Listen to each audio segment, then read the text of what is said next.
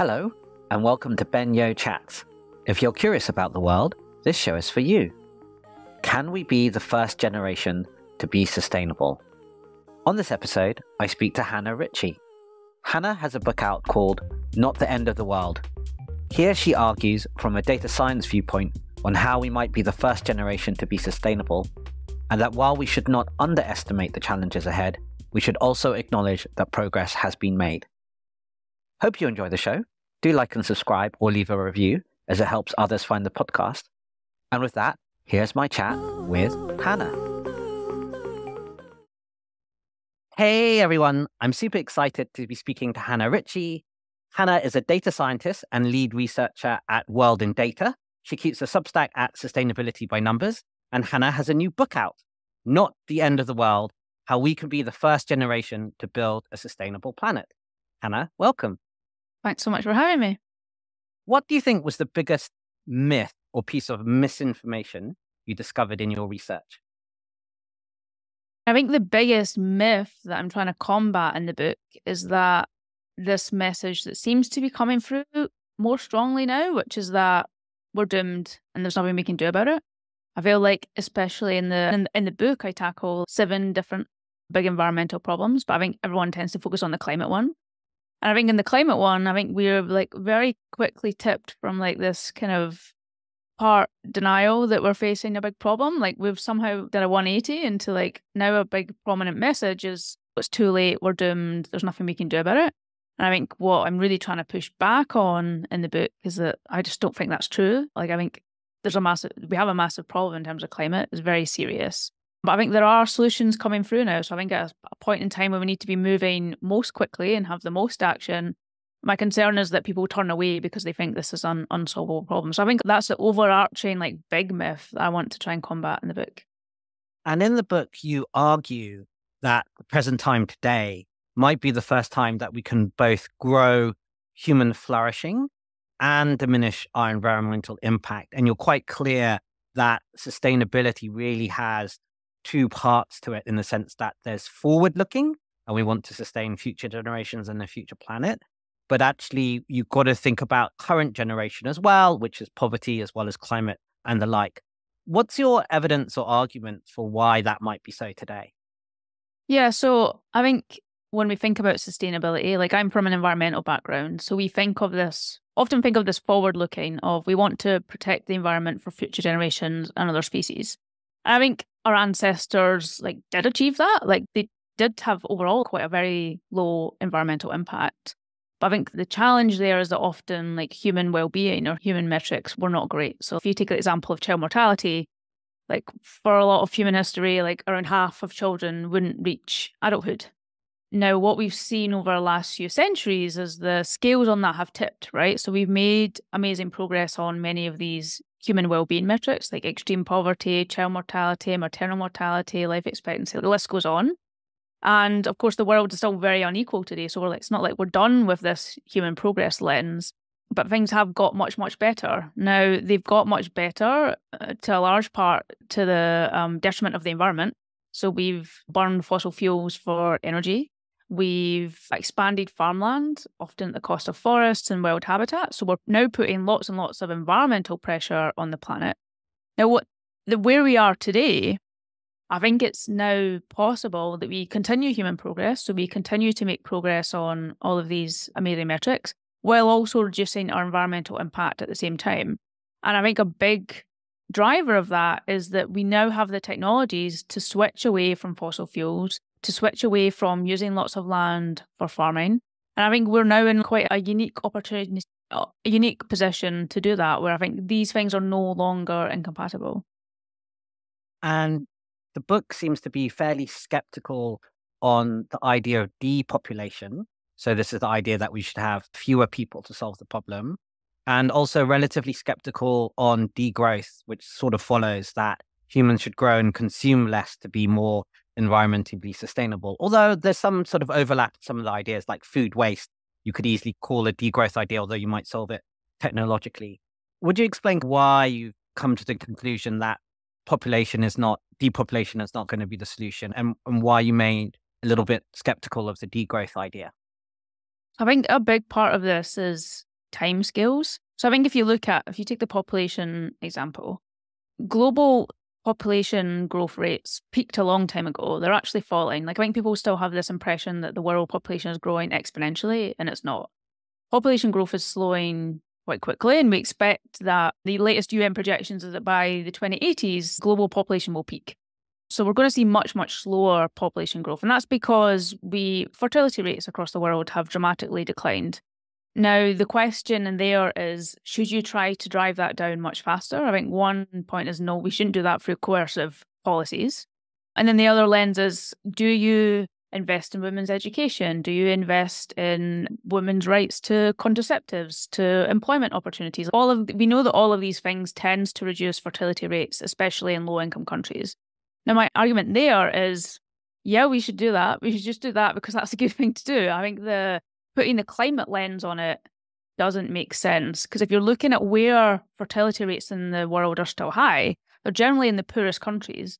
And the poorest countries have very low CO2 emissions. The population numbers in these countries actually don't make a massive difference to our global CO2 emissions.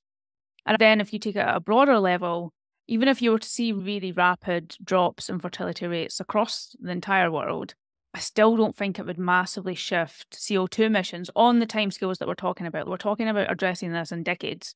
And I think demographic change tends to be much longer term. I think on the degrowth thing, I think the intuition for this makes sense. Like, CO2 emissions have been really tightly coupled to GDP over history. As you get richer, you use more energy, and we were getting that energy from fossil fuels. Therefore, we had higher CO2 emissions. Now, why I'm very skeptical of it is, well, one is that I don't think we can have global degrowth because we still have billions of people living in poverty, and I think it's well within their rights to move out of that. And I think a degrowth global strategy would basically leave them there.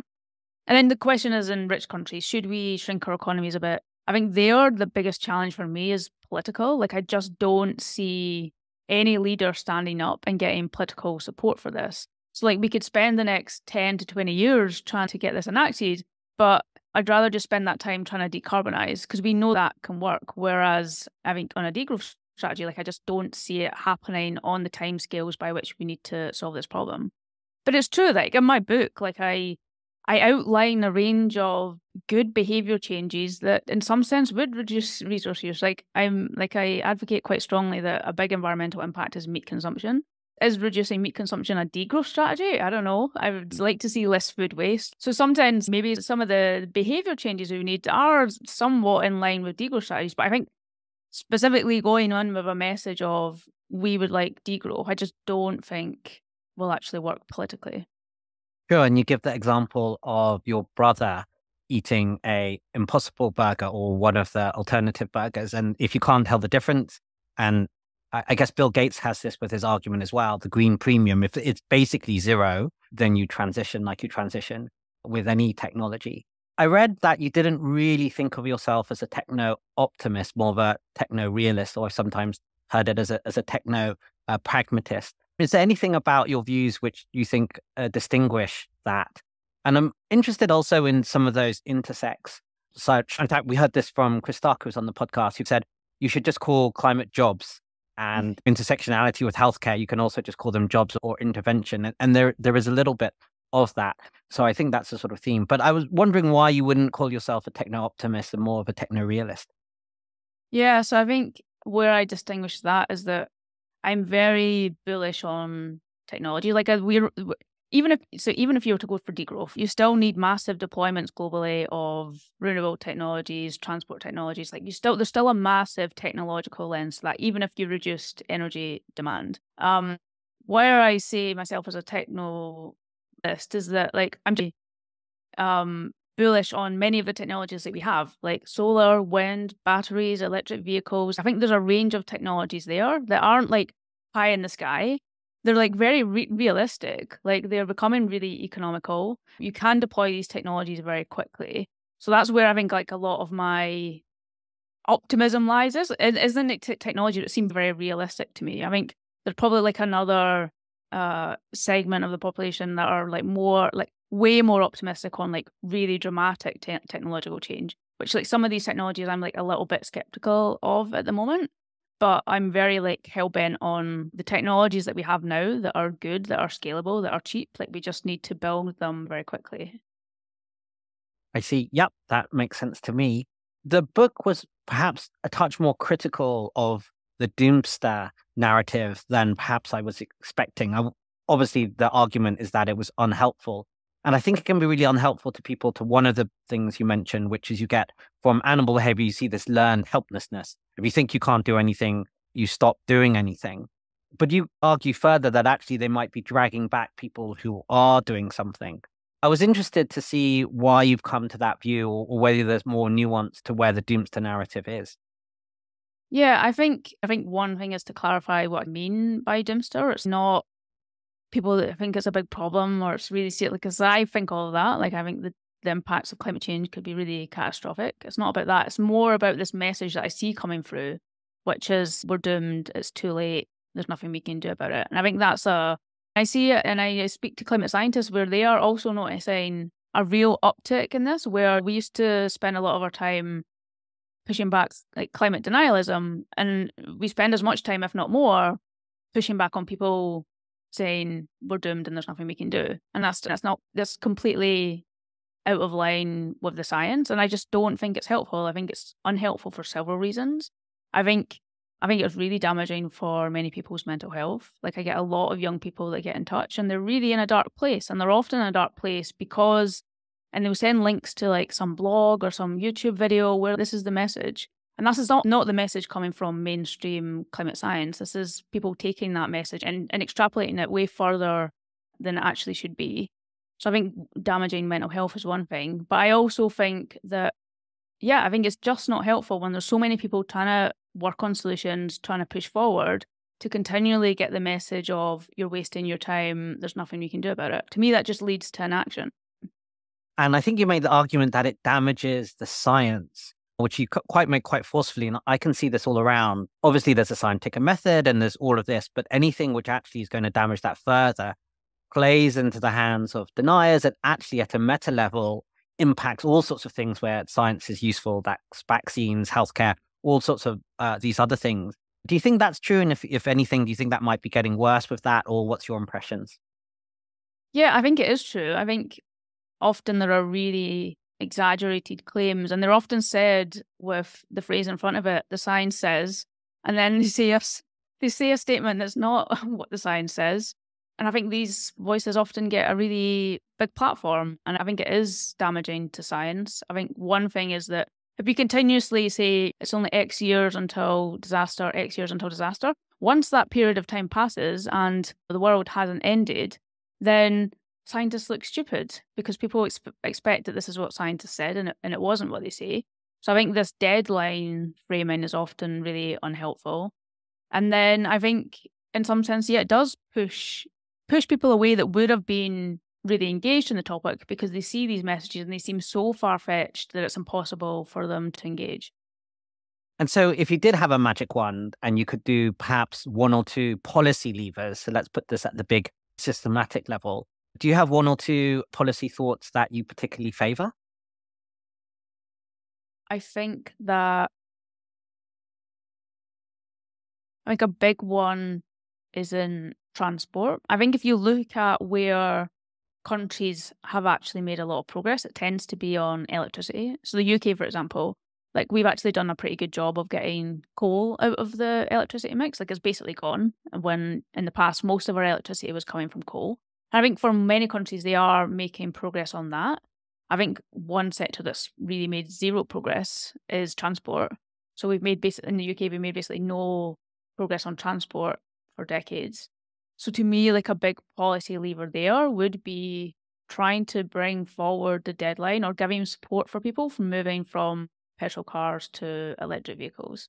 I think a big issue there is that when someone buys a car, they have it for 15 years or so. So that's 15 years of emissions from a petrol or diesel car locked in. So I think on transport, we need to be moving much faster. And then another big policy lever,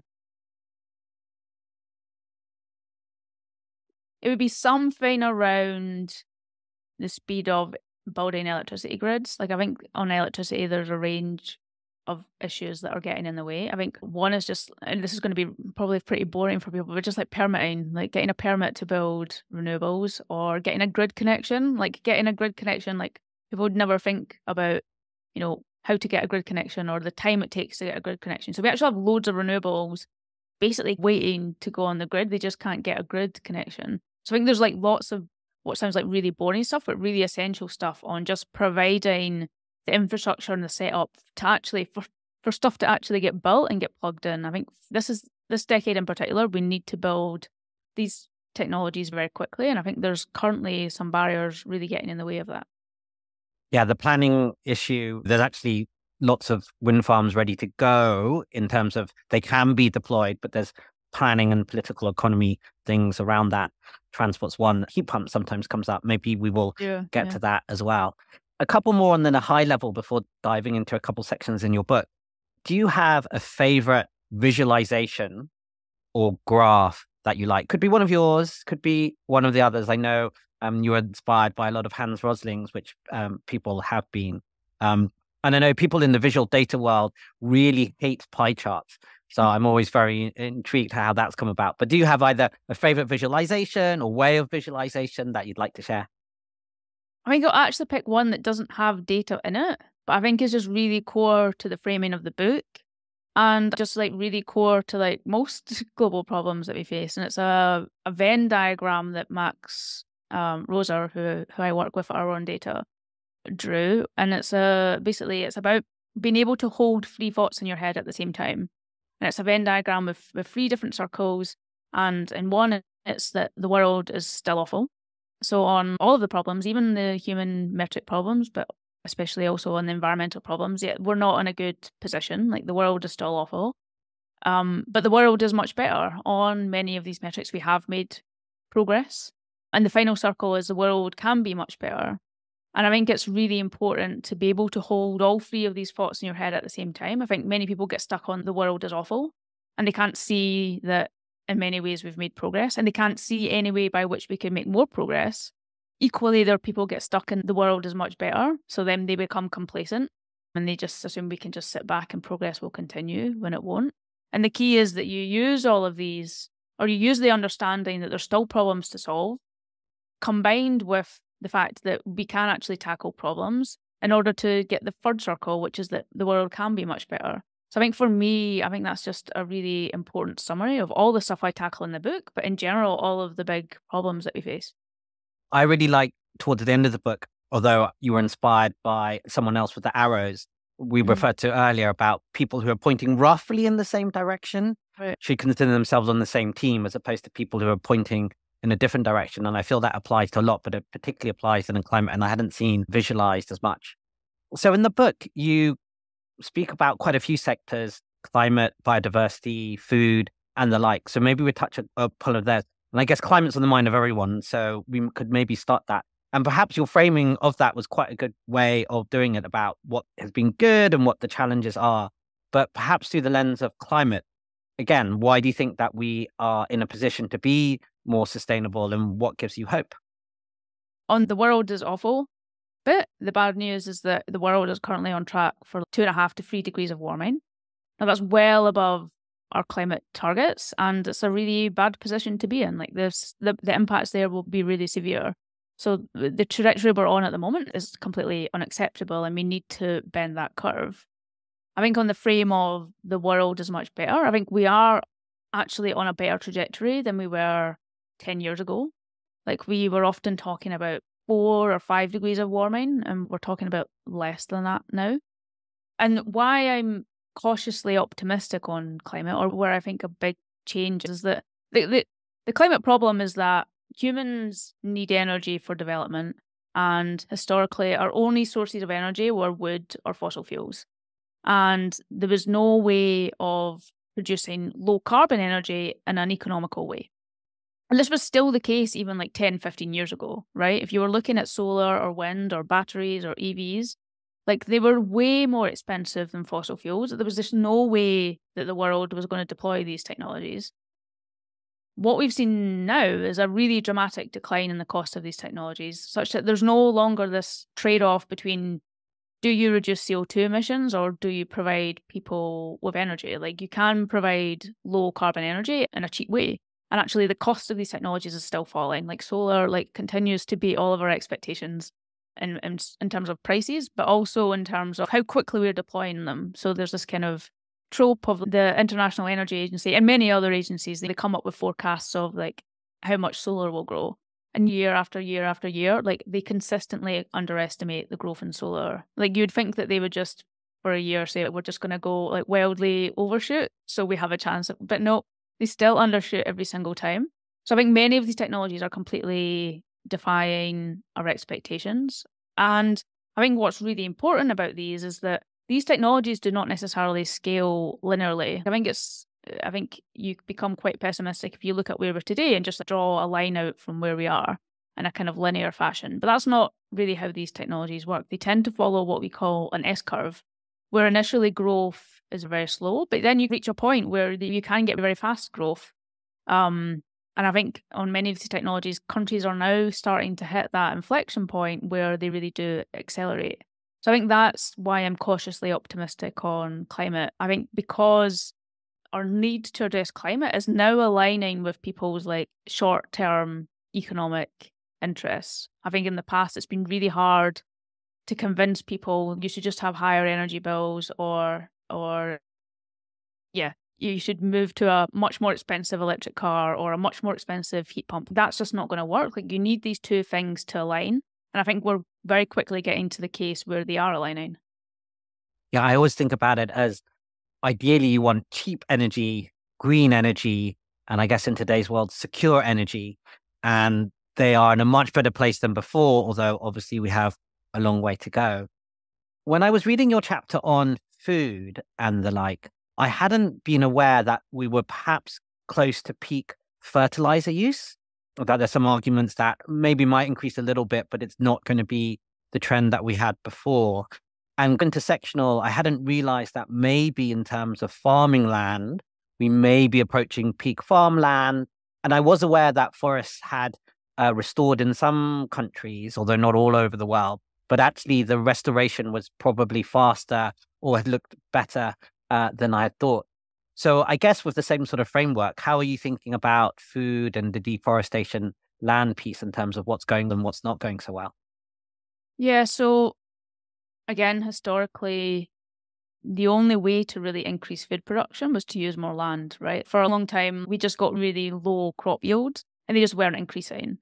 Now, over the last century and in particular over the last 50 years, we've seen crop yields across the world rocket, like doubling, tripling, quadrupling, like a really significant increase in crop yields. Now, what that means is you can grow much more food using much less land.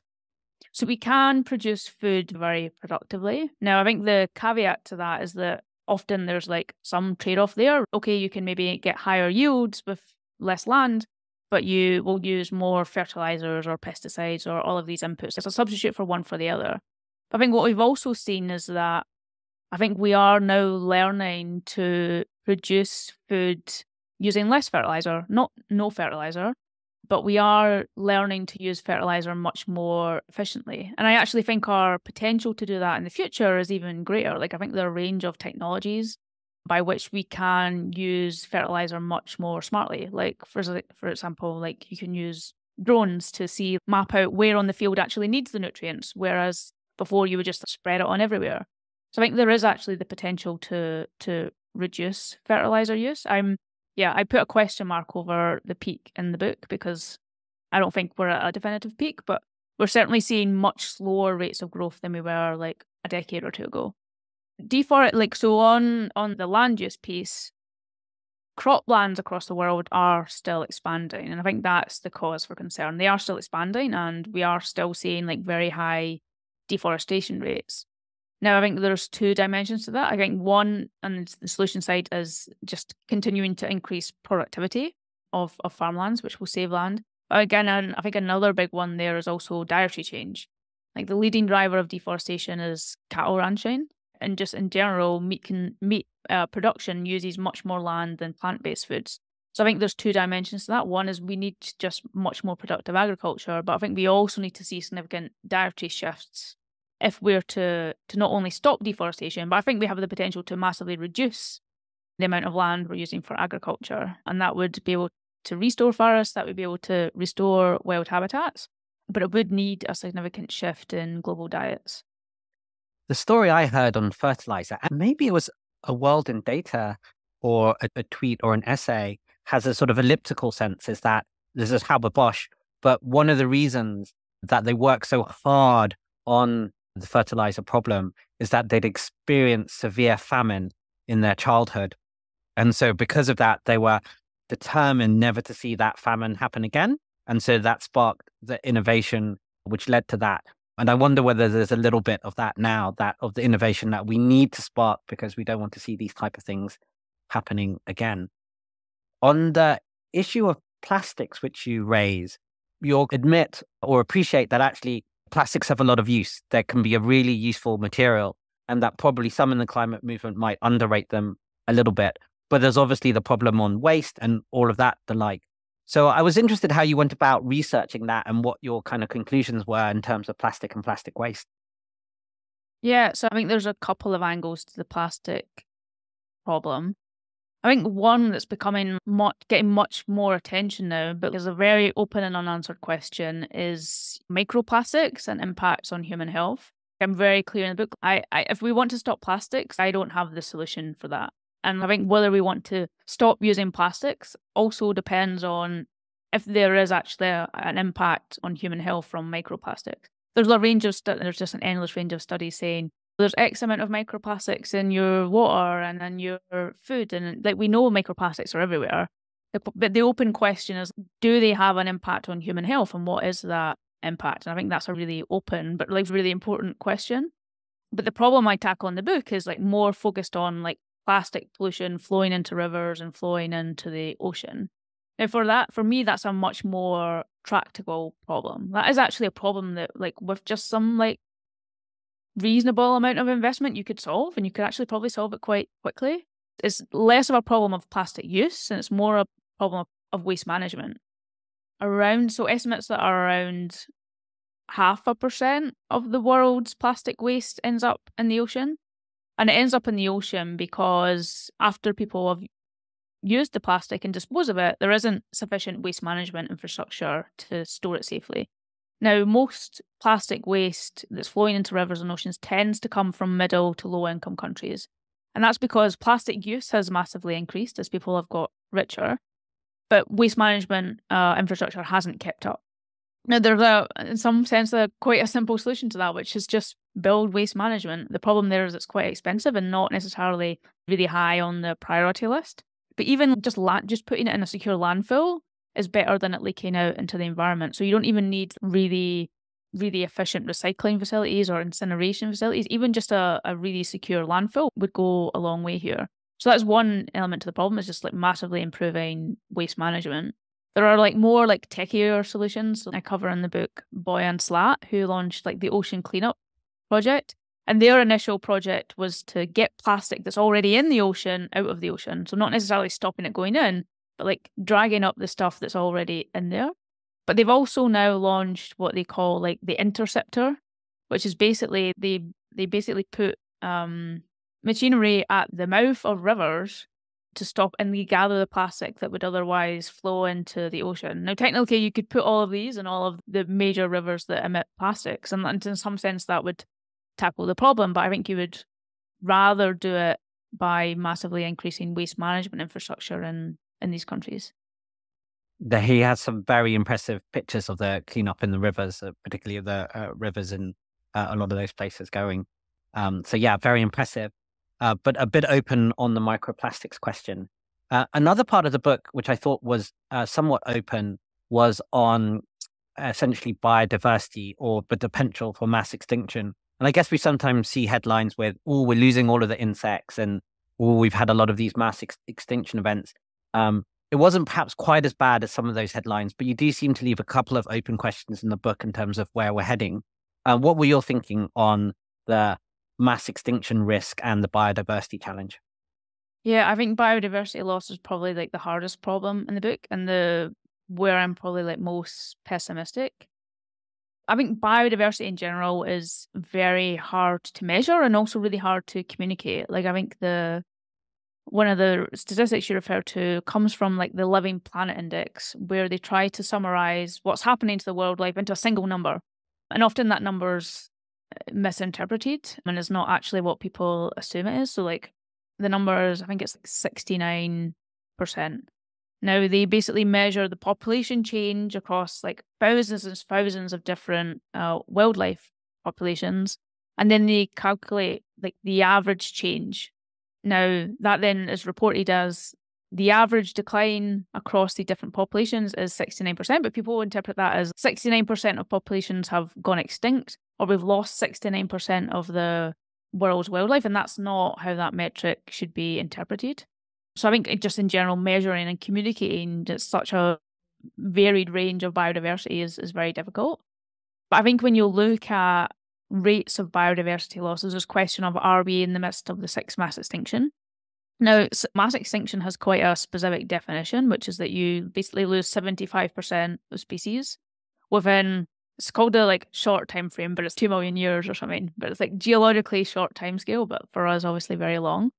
Now, if you look at the rates by which our animals are going extinct, mostly because of human pressure, they are actually going extinct at a faster rate than they were in each of the 5 previous mass extinctions. So you'd go on the basis of that, yeah, we're in the midst of a 6th mass extinction. I think where I differentiate from that perspective is that we would need to carry on with that rate of loss for a really long time before we would hit a mass extinction.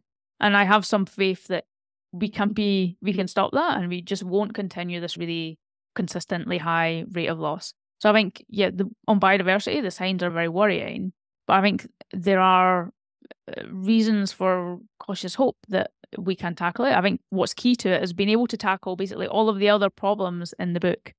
I think biodiversity loss is often framed as like death by 1,000 cuts. So we need to tackle direct exploitation of animals. We also need to address deforestation, agricultural land expansion, climate change, overfishing. Like, I think there are a range of environmental problems that we need to solve, and only then will we actually be able to get a grip on biodiversity loss. I saw a film about a person who's trying to bring back the woolly mammoth. And I didn't know quite how I felt about it. I actually felt fairly positive on the plant and fauna, that I think bringing back a lot of plants and things. The idea of bringing back the woolly mammoth, I think also because it could help the tundra and there's a kind of climate systems piece. But I think that type of thing gets critiqued quite a lot within those who think we have hopium and techno-optimism. On the other hand, I also did think that sort of technology and things might be useful in some rewilding and reintroducing in some ways are adjacent to that type of thinking about what can we do. Humans have caused the problems, maybe humans are going to have the solutions. What do you think about bringing back the woolly mammoth or some sort of those sort of technologies? I guess this is mostly on biodiversity, but it's intersectional with some of these types of things. Yeah, I think it would be cool. I think I'm a bit skeptical about the tundra benefits, and I think I'm a bit skeptical of that. Like, I've seen arguments about like methane and being able to manage these environments better. I think I'd mostly just be in favour because it would be cool. But I think they're like less on a like bringing back extinct species. I think there are actually like pretty positive conservation stories, like for example across Europe or North America, where we've managed to massively restore populations that were really on the brink of extinction. For example, in Europe, there are like a range of like really significant mammal species that were doing really poorly, and actually with rewilding, with reintroduction efforts, with conservation efforts, we've managed to massively increase the populations of these species. So I'm probably more in favour of investing in protecting the species we have and trying to restore the species we still have left, rather than trying to restore extinct species. I don't know how much money is poured into that. If it's non-significant, then I think it's quite cool. But if it's like actively taking away money that would otherwise be spent on conserving existing species, then I'd be in favour of that. Talking about money, that's a good segue to one thought I had, which is, therefore, if you had $1 billion, actually, let's make it larger, because actually, in the grand scheme of things, $1 billion doesn't go very far. If you had $100 billion, what would you do with that? And perhaps an adjacent question to that, because it might not all be climate related, But do you have a favorite charity or a favorite nonprofit, apart from World in Data, which we should obviously support, certainly at the meta level, because without the data, we don't know where we're going at all. But what would you support if you had 100 billion? So I guess this would make you like Bill Gates, but yeah, how would you think about that? Yeah. Scottish Scottish Bill Gates. I think one key area where I might invest a significant sum is in the like cultivated meat space. I think energy is already getting, we still need massive investments in energy, but I think overall, like, there's more money flowing in that direction. And I'm much more optimistic about the energy transition than I am about like the food transition.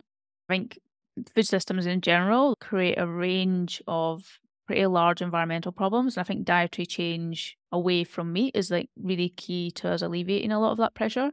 And I think at the moment, progress on that is going very slowly. Like diets are just not shifting very quickly at all. Even though we actually have a range of like really, or what I think are really good meat substitutes on the market. Like I think the Impossible Burger is really good, Beyond Meat's really good. I think there are really tasty stuff on there.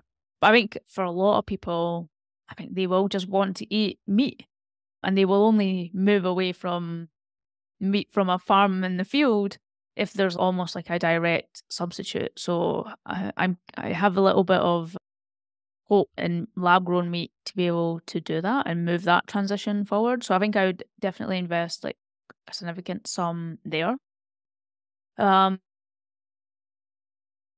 Maybe maybe be a bit local. I agree with your earlier comment on heat pumps. Like I think for renewable technologies, I think for batteries, I think for electric vehicles, they're getting very close to price parity, even upfront cost. And I think the prices will continue to fall. On heat pumps, I think like upfront costs is still like a massive issue. So I'd probably invest a lot on that. I don't think it would go very far at the global level. So I'd probably have to just give it Scotland or the UK. But I think for a lot of people, yeah, upfront cost of heat pumps is still a big challenge. We could do a lot of learnings with heat pumps as well, because I think maybe you could use heat pumps from water sources and rivers. And part of the political economy skills issue is, I'm not sure if you've met many Scottish engineers, but they're quite skeptical of heat pumps because they're really used to installing gas boilers. Yeah. And although actually in Scandinavia and even Germany, it's not a problem, they just think they're not reliable. They don't really know how to install them. And there isn't this kind of mass adoption. So you need a lot of heat pump engineers as well as the coordination. Yeah, I think that's viable. And meat alternatives, yeah, for sure. I think we need a tasty alternative ribeye steak. I think if they crack the ribeye steak, because they're there on the burger, but if they really crack the steak, they did it. And then you need someone like, I don't know, Arnold Schwarzenegger to be your front. Maybe Schwarzenegger with a Kardashian or something like that. Yeah. So you've got the kind of pan. I guess that's the sort of celebrity signal change or something that you will need to provide that adoption. But yeah, you're going to say a third one with your 100 billion. No, I think that was my 100 billion spent. It's all gone. Great. So when you were writing the book, I was interested, did you have a particular writing process or a process that you have when you think about data and how you want to visualize it, or how you go about researching? Are you a kind of write in a 3-hour burst kind of person, or do you write all day, or how do you come about your writing process or research process? Yeah, I'm going to answer that, but I'm going to go back to the charity question. Oh yes, we didn't answer give a shout out. Yeah, so I think so I took the giving what we can pledge, where I give like a 10% of my income to effective charities. Now, I think like being in the environmental space, like I think you'd assume that I would just give them to environmental charities, but actually I think like I hope what people take from the book is that I think the human poverty standard of living part of the equation is just as important as the environmental bit. And I think especially when we're thinking about stuff like climate change, like one of the biggest ways to mitigate impacts of climate change is just to lift people out of poverty and to progress human development. Like those at biggest risk of climate change are typically the poorest in the world, where they just don't have resources to adapt. So I think it's like equally viable to give money to just overall like global development charities. And I think that is just equally as useful as environmental charities. So I give a significant amount to like global health funds, and in particular the Against Malaria Foundation, which is like quite consistently came out as like one of the most effective ways to spend a pound or a dollar. So yeah, I think that's a useful way to think about this. Where do you give your money? That I think we need to keep in balance, one, the environmental change, but also the human impact lens. And I think it's just equally as valuable to just try to lift people out of poverty as a measure against climate change as deploying renewable energy. Yeah, and I think that's one of your themes, is that actually we can work on many things at once, and that's okay. Maybe not the same person, because the same person isn't going to be doing all of this, but across that, and that's okay too. But also that we should be thoughtful about it. So I think you mentioned GiveWell as well, which looks at assessing the effectiveness of charities. Again, there are many different sort of options, but if you want to give, you might want to just give a little bit intentionally. So I thought that was a really strong theme, because there's so many things that we need to solve across so many dimensions, that you can just choose the thing which suits you when you're doing something. And you might want to do something else because you might want to work on health, or you might want to work on your art, and you might want to work on all of these other things, which are important too. And that pluralistic value within your book came across and was a nice theme. But maybe circling back to the writing process writing question. routine. Yeah, so I loved writing the book. Like I really enjoyed it. I think I just really like writing in general. I think part of what I enjoy is, one, having a question and doing a lot of work to figure out the answer for myself. That's just really fun to me. And then on the end, I have to tell everyone what I found, which is the writing bit. But I really enjoy writing. I think it helps me develop my thinking. I think I use writing to get my thoughts in line, to work through stuff I maybe don't understand. I think that's a really effective way to understand, like, do you actually understand what you're talking about? So I loved writing. My routine is that I would get up really early in the morning. Like it was really calm. Like no one was expecting me to reply to emails. No one was expecting me on Slack, so I felt really peaceful really early in the morning. And I'd just sit and write for like several hours. I'd probably write for 2 to 3 hours. I think actually I'm skeptical that if I had more time to write, I would make more progress. I think after 2 to 3 hours of really intense focused writing, I think you're done. I think you would start to, or at least I would start to really wane after that. So I would do that really early in the morning. And then I still had my normal job at Our Own Data and other stuff. So I do that for the rest of the day. But it was like I tried to like keep a really like rigorous routine. It's very easy to like skip a day and then skip another day and then skip another day. So I tried to just take it like really rigorous, like day by day, and I got there in the end. And I didn't really have a last minute rush that you might have if you like keep putting it off and off. And was that almost every day, 5 or 6 times a week, that you'd do the 2-3 hour stretch in the morning, or was it not quite, or was it every day? No, it was pretty much every day. I would sometimes take a Saturday off away from writing, but yeah, no, it was pretty much every day. Excellent. There is one theme with that some people say, that actually one thing which links creatives and writers is to have all sorts of different routines, and they write at all hours of the day. Some write at night, some write in the morning, some write in lunch. But the theme is they all write, and they all write consistently, no matter, maybe it's an hour, maybe it's 5, and it's really regular. It's almost every day, or at least on a very regular basis. So that's interesting to see that it echoes with your process.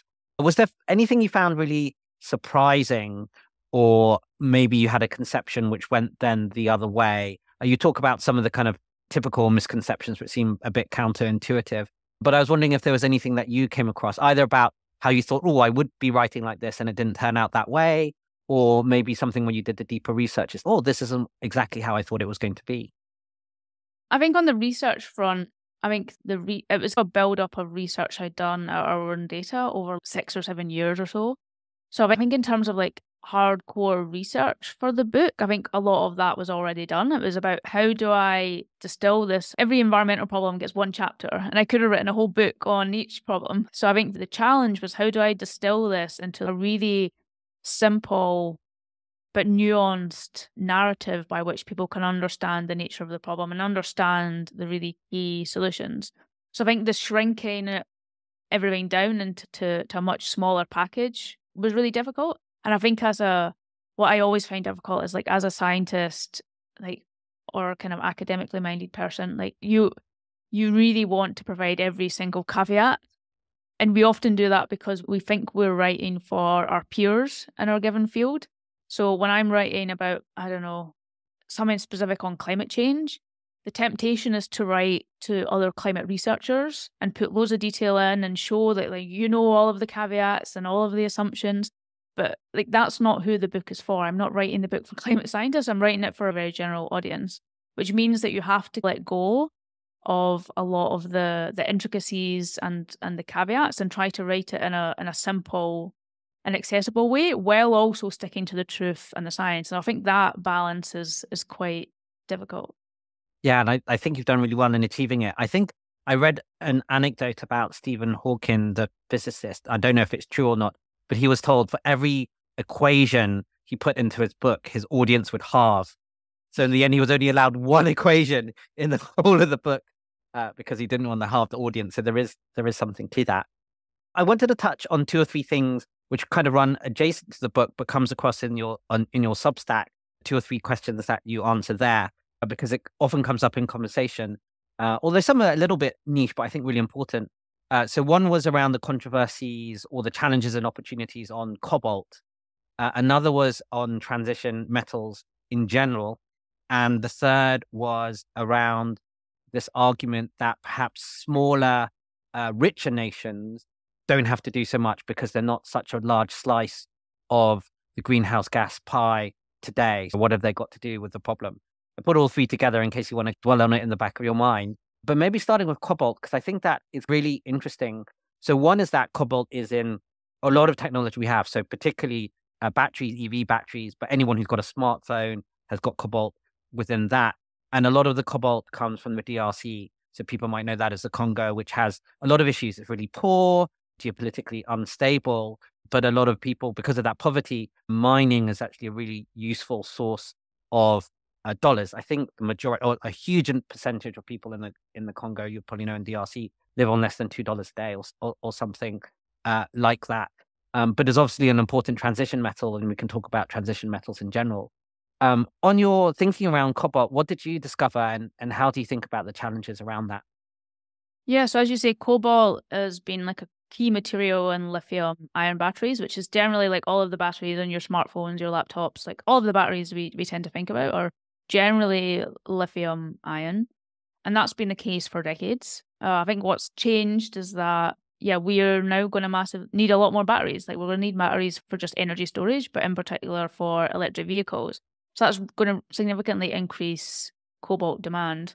Now, as you say, most of the world's cobalt comes from the Democratic Republic of Congo, where a large share of the population are living on like less than $2 a day, like the international poverty line. And especially in the artisanal, so like informal mining sector there, working conditions are really poor. Like, they've got like high rates of child labor. Working conditions are like really poor. Like, there's very little regard for safety. Like, it's really poor and exploitive working conditions, and they get paid very little.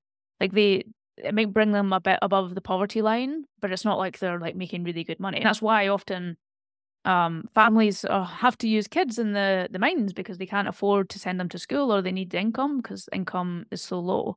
So it's a really bad human rights issue.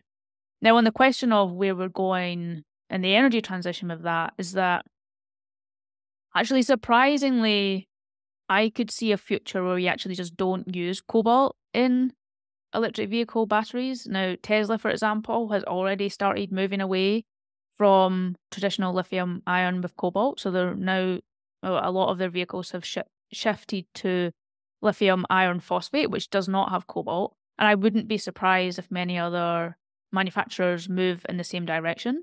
So you could actually see that just EVs just don't have any cobalt in them. I think there's a broader question of, is that actually the best outcome for the DRC? Now, people just do rely on that income to get them slightly above the poverty line. And if you take that away, they might fall below the poverty line. So from an economic perspective, it's not necessarily beneficial for the DRC if we move away from cobalt in EV batteries.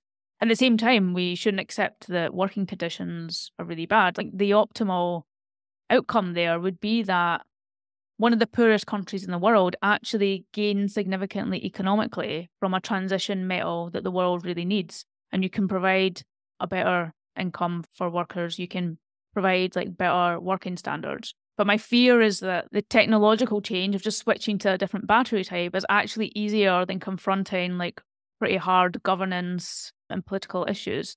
So I think on that, I think actually we will probably just move to batteries that don't have cobalt. And I think you had a blog discussing whether there aren't enough transition metals in general. And your answer, I think, was short term, yes, but medium term, there was perhaps a little bit of a question mark. What's your thinking around that? So I guess this is lithium. There does seem to be quite a lot of lithium, but there's copper, there's cobalt, there's rare earth metals, there's quite a lot of transition metals, and this kind of issue about what we use or what we don't use. How are you thinking about that now? Yeah, so we will, as we transition, we'll need a much broader range of transition metals. I think there's the question of, will we have enough? And I think if you're talking about like absolute quantities of minerals in 2050, I think many organizations that study this say yes. So like the International Energy Agency or Bloomberg New Energy Finance or the Economic Transitions Commission or Payne Institute, like they seem all generally come to the conclusion that in absolute amounts, yeah, we have enough in longer range scenarios. I think some of the bottlenecks could come in the kind of medium term, where it often takes a long time to get permitting and infrastructure there to open a new mine, and we will just need to open new mines if we're going to meet demand. So the challenge is in 2030, will we have enough mines open and supply that's sufficient to meet demand? And if we want to do that, we need to be opening mines now, because like often the lead time is like 7 years. I think the medium term bottlenecks, there's a potential to hit some roadblocks there. I think the impact would be on higher prices. Like I think in general you'd just see a higher price if you started to hit supply constraints. I think there are various changes that make this like a little bit hard to predict. I think markets actually respond pretty well to scarcity by one, either just really finding more minerals. Like I think for many of these minerals, we just haven't really looked for them, and I think we'll just find more. But often in the short term, like cobalt, if prices go up, we're actually quite good at substituting for a different material that's more abundant. So for example, on copper, when copper prices are high, often you'll switch to aluminium, which is not as good a material for conductivity, but if it's cheaper, it will get used instead. So I think it's quite hard to definitively pinpoint this is what the market will be in 2030, because I think actually technologies can adjust quite well to scarcity.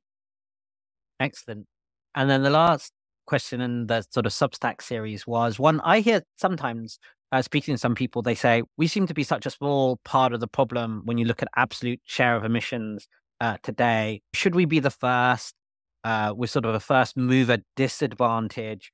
Oh, China and Indonesia or Russia, or name some country, aren't doing their bit. Why do we, place in UK, Belgium, or something like that, a richer nation has an issue?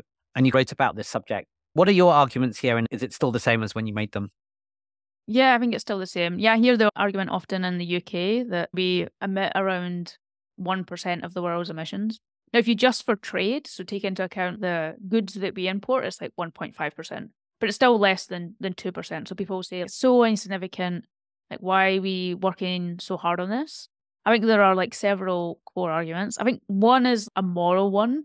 And some people have told me, like, just don't make the moral one, because some people don't want to hear about your morals. I think there's just a moral one of historically we have contributed a lot to this problem. We've gained a lot of economic prosperity through burning fossil fuels. Now, I don't criticize my ancestors years ago for doing that, but like it's just the reality that we're in a position where we have a high standard of living because we've burned fossil fuels. So I think there's this like moral lens to us taking action.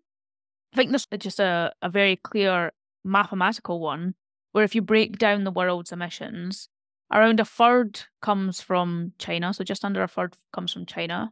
Another third comes from countries that emit more than 2% each. So you might call them like other big emitters. But then the final third actually comes from countries that emit less than 2%. So they are all countries that could use the excuse, we're too small, what we do doesn't matter. But if they all say that, then you miss like a third of the world's emissions. So it's very clear that it just cannot work if countries with small emissions all say we're not going to do anything about this. I think the other big part of this, especially for rich countries, is one, we need to get domestic emissions to zero as quickly as we can. But I think they can also play a much bigger role when you think about technological change and driving innovations that other countries can use. So, as we mentioned earlier, I think what's really key for me is that these low carbon technologies are cheap, right? For middle and low income countries to deploy them, they need to be cheap. They need to be much cheaper than fossil fuels. Now, for me, there's a big focus for rich countries to deploy these technologies early, even if they're a bit more expensive, to invest in R&D and deploy them such that they pull down the cost for other countries, so that India is not faced with a dilemma of do they burn coal or do they use solar, because solar is so cheap that they wouldn't even think about burning coal. So I think that's, for me, is a really core argument for why I think small emitters, but in particularly rich small emitters, can have a much bigger role than just like 1% would suggest. Yeah, I think the moral argument is important. And if you look back in long history on things where you've had transition or social transition, such as slavery, women's rights, the moral argument came before the economic argument on that. And I think you're right that technological spillover from lead countries is really important. We had that with, say, HIV. HIV drugs go to Africa partly because of moral argument and partly because of the technological spillover that, yes, they were invented in rich nations first.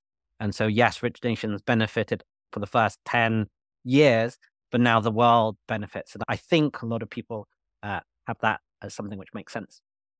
Great. So we'll do a short section of underrated, overrated, and then wrap up with current projects and maybe any advice you have. So you can pass, you can do underrated, overrated, or a short comment, or however. So underrated, overrated, carbon offsets. Overrated. Overrated. Yeah, most of them are scams. Barry, fair. Most of them are a scam, and we should work on decarbonizing first. Okay. Overrated, underrated, nuclear power. For me, underrated. I know it's often not popular, but I think it could play like an essential role in our future low carbon energy system. I don't think, if you look at trends, I don't think it will grow really quickly. It won't grow anywhere near the rates of solar and wind now, although you could have argued a few decades ago it was growing really quickly. But I think if you want to build a reliable grid, I think in some countries nuclear could play an important role. And specifically, we need to keep our existing nuclear power stations open. Don't shut them and burn coal instead. That seems very fair. Okay, overrated or underrated utilitarianism? Oh, probably neutral. Neutral. Fair enough. Carbon tax.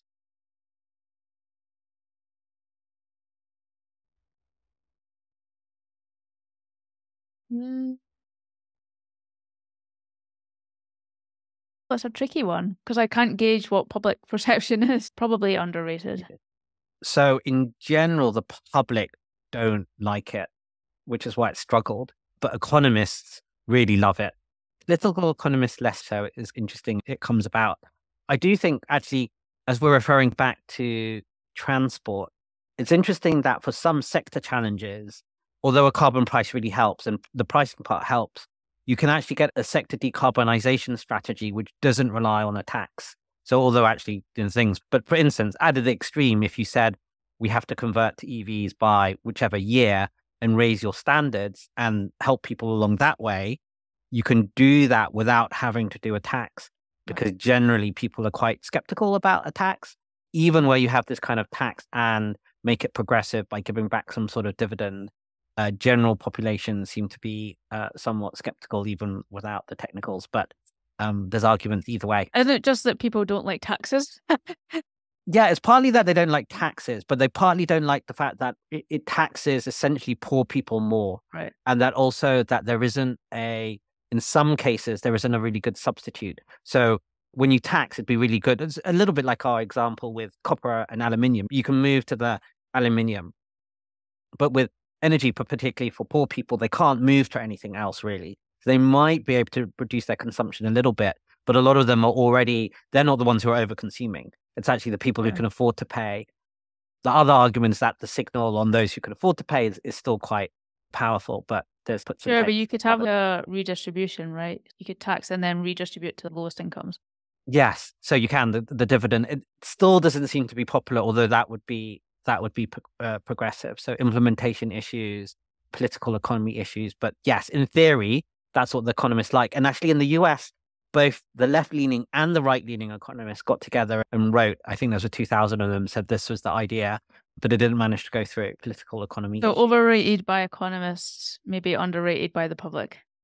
Yeah, exactly. I think that's probably right, and I think actually that's probably right on that sort of charitable giving type stuff, or even with utilitarianism. So people who think about cost benefit analysis a lot think about it too much because they think that's the only thing which really counts. But the average person who doesn't think about it at all could just do with a little bit more thinking about how they could do it. At least, yeah, I think that's why I was neutral on the utilitarianism, because I think it has I mentioned like the Against Malaria Foundation and the like, how far does your dollar go? But I think leans into that. But I think most people don't necessarily think in that way. Yeah, exactly. And then when you get to the extreme, you get all of these issues. And say, if you only, we obviously came up with a pluralistic thing, but say if you only valued human life and not, say, art or anything at all, then you have a lot of people and you have no art. No one wants to live in that world at the extreme end. Right. So it's one of those things which has all of these kind of fancy paradoxes with that. Great. Okay, and the last one on overrated, underrated, Edinburgh. Oh, underrated. Yeah. What do you love about your city, or what's most misunderstood? I think it's underrated for people that have never been. I think like I've spoke to loads of people that have been to Edinburgh and like they love it and I think it's really beautiful. Yeah, it's just a really beautiful city. Like it's pretty cold, so I would suggest coming in summer. It's just, even Scottish summers are not really summer for most people in the world. Yeah, it's really beautiful, very varied. People are like super friendly, just tons of history. It's managed to preserve a lot of its historical roots really well. I think the downside is that often when you try to preserve historical stuff, it comes with really poor building standards and renovations. So I remember as a student living in old Edinburgh flats where you can't get rid of the leaky windows because they're part of the cultural heritage. So I think that's like part of the downsides of it. But yeah, I think Edinburgh is a really beautiful city. And do you feel you are in a big enough, say, innovation or human capital cluster, as the economists might say, that you've got enough spillover of ideas that it's a large enough cluster there? Because I guess people talk about Silicon Valley or the London Triangle and these type of things. Edinburgh's got a few things that it's obviously quite beautiful, but some people might argue, oh, is it too small to have these kind of impacts? It's much. I used to live in London, and it's much smaller, and there's much less of it than in London. Yeah, so in some sense, I think I'm probably missing a little bit out on the London hub building. But I think for me, the trade-offs worth it. And now a lot of the stuff you can now do online. Yeah, no, exactly. Great. And to finish up, any other current projects or future projects that you'd like to mention? Obviously, the book will probably take up quite a lot of this year and all of your work on world and data, but is there anything else you'd like to mention? Yeah. So currently just doing loads of stuff on the book. I would have to say, like, doing like press stuff is like not my favorite thing to do. So I'm like really looking forward to getting back to doing like research and writing. Yeah, like looking forward to getting stuck in again at our world and data research. And then again, I think a big focus for me is going to be like, again, like energy transition stuff. Like I feel like this is like such a critical decade for us to move on this. And I think there's like still lots of, and then sometimes growing misinformation about many of the solutions. And I think there is the potential risk that it holds us back and slows us down. So I'm keen to just continue doing a lot more on these big questions about the speed of transition, the cost, the minerals, the land, like all of these very valid but open questions that people have, and try to put like good information out there. Excellent. And then finally, do you have any particular life advice for people? So that might be people who want to work in climate, or some thoughts about how you end up as an independent researcher or a writer, or anything you'd like to share in terms of life advice. Yeah, in general, a big part of my book is trying to push back against a little bit the doomsday thinking and actually reaching out to people that are like really struggling with climate anxiety stuff. And I've definitely been there, and I still struggle with climate anxiety and what the future will look like. But I think what I hope comes through in the book, and my advice would be to try to combine that with a sense of cautious optimism that we can tackle it and we can build solutions. I think one of the best antidotes to anxiety is to get involved in stuff.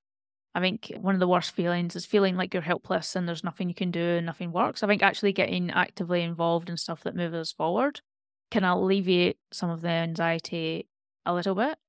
I think I think it's hard on career stuff. I think it's hard to give concrete advice because I feel like my path has not really been linear or straightforward. Or like I never really knew what was coming next. So I think part of it is just trying to create a large surface area by putting yourself out there. I think I've got the blog, and even before I started Our Own Data, I had a blog. And I actually think it was really useful for me getting to work with Max in Our Own Data because he could see that I was actively writing, I was interested in these topics, I was putting my stuff out there. And I think if you don't have any of that online presence and you're like trying to get involved in a project or work with someone, I think if they can't see evidence that you're doing that stuff already, I think it's really to your detriment. So I think I would advise people like taking the initiative, whether it's a blog or a project or whatever you're interested in, is like having some online presence where people can see what you're up to. And I think often like spontaneous opportunities come from that, like someone willing to fund you might stumble on your work and really like it and back you. So I think that would be a main piece of advice, is to start putting yourself out there. It's also how you learn. I look back on my old writings and they make me cringe. They seem really bad, but I think that's just how you develop the skills. I think it's really useful to learn in public rather than learning in private. Excellent. So that's by doing something you can feel less anxious and speak to people, and build in public as a way for learning for yourself, but as a signal for everyone else out there as well. Yeah. That seems to me like excellent advice. So just a reminder for everyone, Hannah's new book is Not the End of the World, and which I highly recommend. And Hannah, thank you very much. Thanks so much.